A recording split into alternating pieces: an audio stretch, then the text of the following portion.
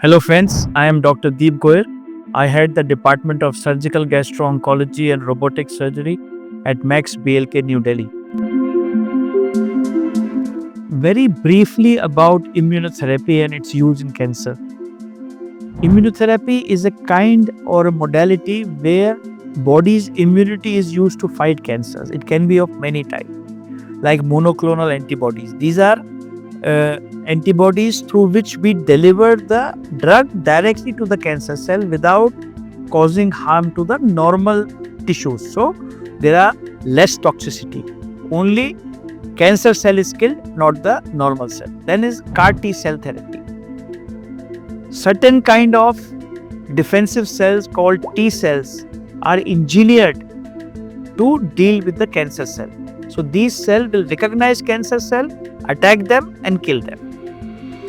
Then vaccines. There are now various kind of vaccines being designed and discovered to fight cancer. They are still into experimental state, but if you have heard of cervical cancer vaccine, that is very popular these days.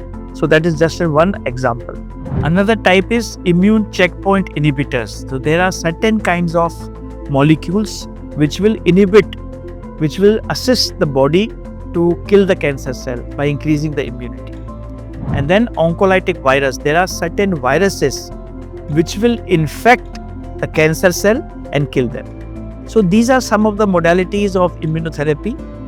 Which immunotherapy is useful for which patient, as we said before, is diagnosed by doing certain kind of molecular profiling, or they are called next generation sequencing, or they are also called immunohistochemistry. These are certain tests by which we will find out what kind of treatment may work in a particular patient.